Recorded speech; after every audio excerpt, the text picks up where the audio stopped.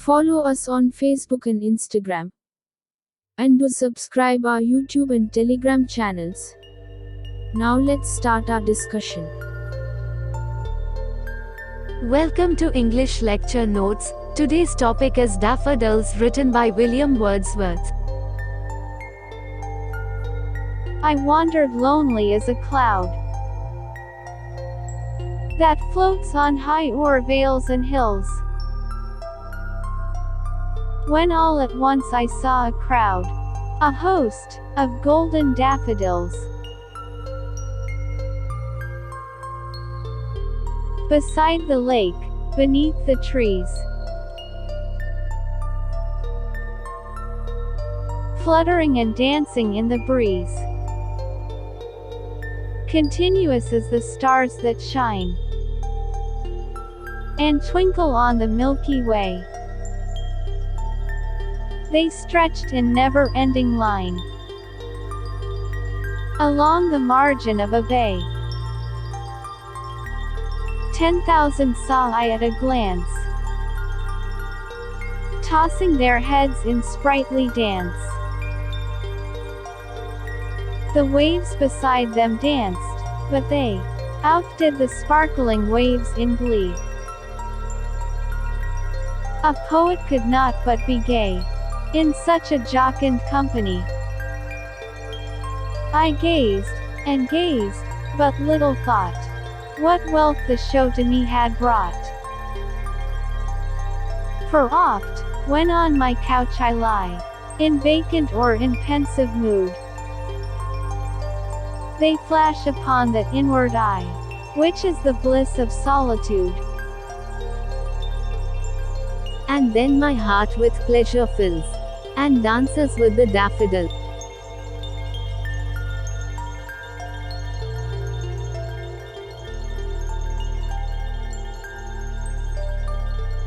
I wandered lonely as a cloud. Here the speaker describes how he walked around and felt as lonely as a cloud. Here he doesn't use walked around, but uses the much more descriptive word, wandered, with its metaphorical use. Wandered can mean directionless in general. The poet was traveling aimlessly just like a cloud over the hills and valleys of the mountainous Lake District in England. Here the speaker is projecting his own loneliness on the clouds. Next line, that floats on high o'er vales and hills. The poet was traveling aimlessly, just like a cloud over the hills and valleys of the mountainous Lake District in England. He compares himself with the cloud. The cloud could be lonely, because it floats over a natural landscape with no people in it. Maybe the speaker has thought of hills and valleys, because he happens to be wandering through such a landscape by enjoying. The poet directly compares himself to a cloud. This is an example of simile. Simile is a figure of speech where two things are compared using as or like.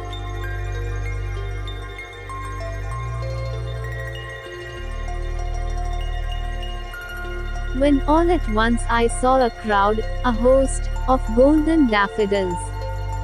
Suddenly, he sees a group of daffodil flowers. He uses the more majestic sounding, golden, instead, yellow for daffodils. He calls them a crowd, so they were together. Then he elaborates on crowd by adding the noun host. A host is just a big group. Host and crowd mean pretty much the same thing.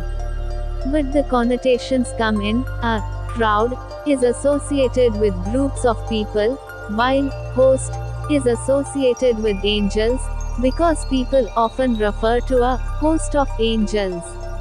Coupled with the description of their angelic, golden color, he seemed to be dealing daffodils as very special.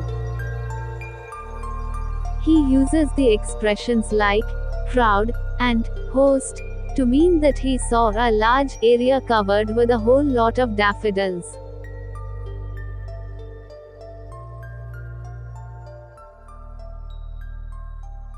Next line, beside the lake, beneath the trees, fluttering and dancing in the breeze. He sees the daffodils beside a lake and underneath some trees. There is also an indication that it was a breezy day. It's a breezy day, and the flowers flutter and dance on their stems. In the last line, the poet personifies the flowers by saying that they were fluttering, like birds or butterflies, and dancing, like human beings.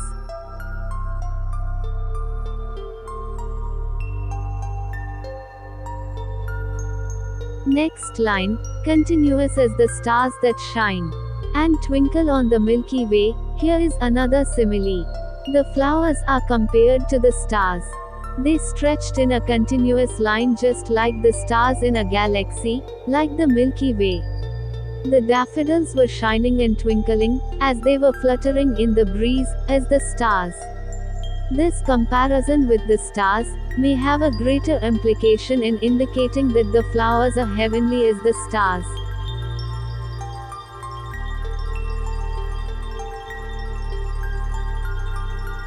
They stretched in never-ending line along the margin of a bay. Like the Milky Way galaxy, the flowers are concentrated in a line that seems to stretch as far as the eye can see. The flowers line the shore of a bay of the lake. Here, continuous and never-ending may also suggest that the flowers left an everlasting impact on him.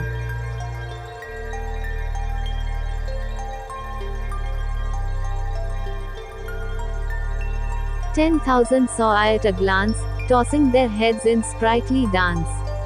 Wordsworth exaggerates the number of flowers by saying, 10,000 saw I at a glance. That indicates that the poet has never seen so many daffodils at once. So he is just overjoyed. This type of exaggeration is called hyperbole. The speaker is not actually counting, but just guessing. The poet also says that the daffodils were tossing their heads, as if they were dancing in happiness. Sprightly means happily or merrily. The word derives from sprite, which refers to the playful little spirits that people once thought inhabited nature. Sprites are supernatural beings, almost like fairies. The poet was amazed at the beauty of the flowers. So, he found everything around him joyful. These references of dancing and tossing heads are parts of his personification of the flowers. The waves beside them danced, but they outdid the sparkling waves in glee. The waves also dance in the breeze. According to poet, the daffodils seem happier than the waves. We know from Dorothy Wordsworth's journal that the day that inspired this poem was a stormy one, so the waves on this medium to large-sized lake must have been larger than usual. The waves sparkle, which creates yet another association with the stars. In short, everything seems to be gleaming and twinkling and shining and sparkling. Next line, a poet could not but be gay in such a jocund company.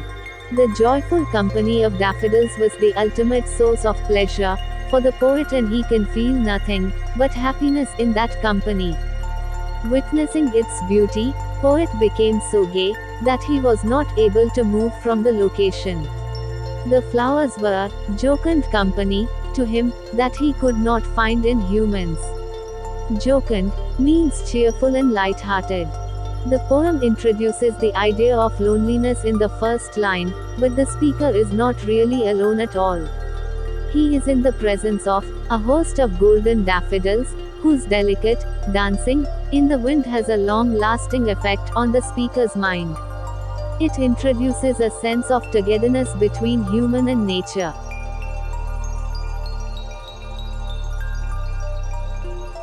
I gazed and gazed, but little thought what wealth the show to me had brought. The repetition of the word gaze tells us that he kept looking at the flowers for a long time. His eyes were transfixed at the golden beauty of the daffodils. That's why he kept on gazing until he could drink their serenity to the lees. The second half of the line quickly catches readers' attention. Wordsworth is now asking them what wealth the flowers had brought him on that day. Thus, he quickly comes into reality from his imagination to inform readers about his viewpoint.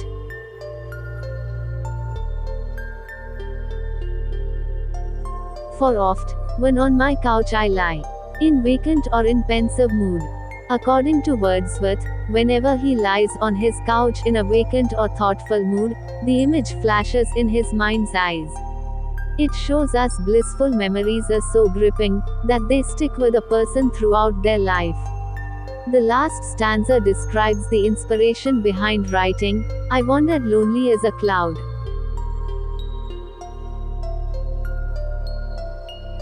They flash upon that inward eye, which is the bliss of solitude. The image of the daffodils flashes through his mind. The inward eye expresses what Wordsworth felt to be a deeper, truer spiritual vision. A person cannot share his or her own spiritual vision completely with others, and so it is a form of solitude. But its truth and beauty make it blissful. Wordsworth compares the daffodils to the bliss of his solitary moments. He provides the reason why he says so. According to him, the memory associated with the daffodils fills his heart with pleasure, making his heart leap up once again like a child.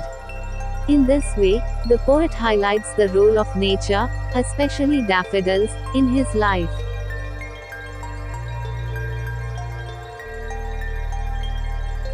And then my heart with pleasure fills, and dances with the daffodils. Whenever he sees the flowers in his imagination, his heart fills with pleasure, and his mind dances with the dancing daffodils.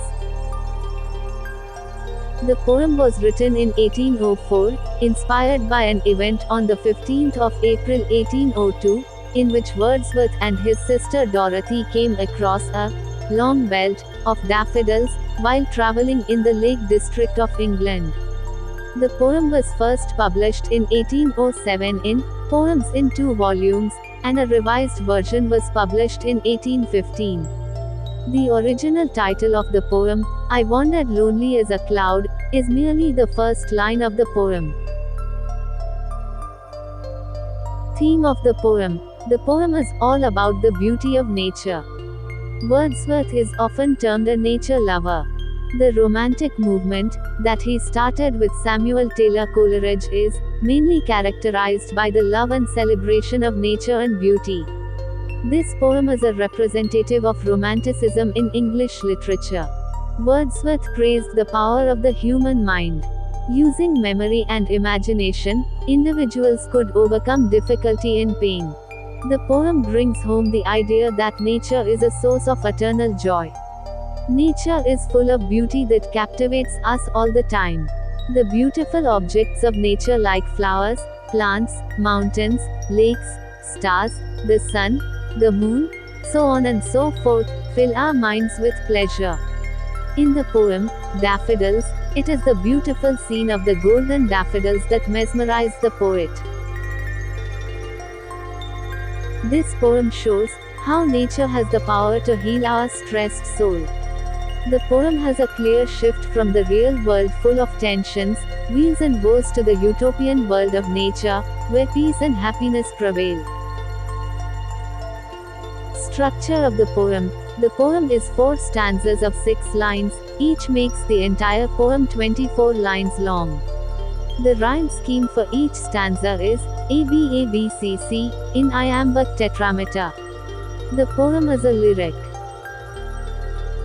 Literary devices used in the poem.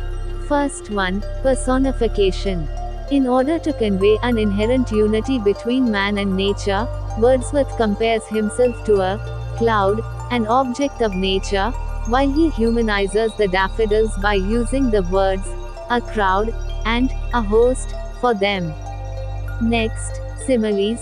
The poet compares his idle wandering to that of a cloud over hills and valleys. Then he compares the beauty of the daffodils with that of the twinkling stars in the sky. He also compares the dance of the daffodils with that of the waves in the lake, to pinpoint the superiority of the daffodils in their liveliness.